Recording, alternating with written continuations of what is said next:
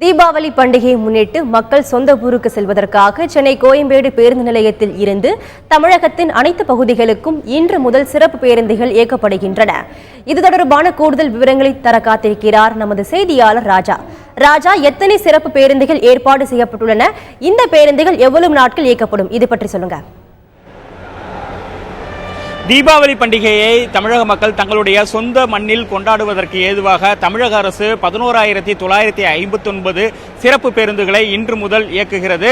இந்த சென்னை கோயம்பேட்டில் இன்று முதல் தீபாவளி பண்டிகைக்கு முதல் நாள் இரவு 9ஆம் தேதி வரை நாள் ஒன்றுக்கு 1000 பேருந்துகள் வீதம் சுமார் 4200 பேருந்துகள் இயக்கப்பட உள்ளன.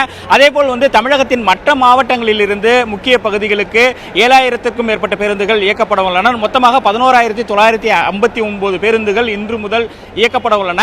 சென்னை கோயம்பேட்டில் இருந்து இயக்குவதற்கு ஏதுவாக பல்வேறு ஏற்பாடுகளை போக்குவரத்து துறை செய்துள்ளது. அதாவது 25 சிறப்பு கவுண்டர்கள், முன்பதிவு கவுண்டர்கள் திறக்கப்பட்டுள்ளன. அதில் ஆண்கள், பெண்கள் மற்றும் மாற்றுத்திறனாளிகள் மற்றும் முதியோர் ஆகியோர்களுக்கான சிறப்பு கவுண்டர்களும் இயங்குகின்றன. இதில் ஏராளமான பயணிகள் தற்பொழுது முன்பதிவு செய்ய தொடங்கியுள்ளனர். இன்று முதல் நாள் என்பதால் இன்று காலை முதலே இந்த சிறப்பு பேருந்துகள் இயக்கப்பட உள்ளன. பணிமனைகளில் தயார் நிலையில் பேருந்துகள் வைக்கப்பட்டுள்ளன. தொடர்ந்து இங்கு பொதுமக்கள் வந்து கொண்டிருக்கின்றனர். இன்று செல்வதற்கு முன்பதிவு செய்துள்ள பயணிகளின் எண்ணிக்கை குறித்து விரிவா சொல்லுங்க. தீபாவளி பண்டிகைக்கு இன்னும் 4 நாட்கள் இருப்பதால் தற்பொழுது இங்கு முன்பதிவினுடைய எண்ணிக்கை குறைவாக தான் காணப்படுகிறது. கடந்த 2 நாட்களாக அதிக அளவில் முன்பதிவு செய்ய பயணிகள் வரவில்லை என்று கூறப்படுகிறது.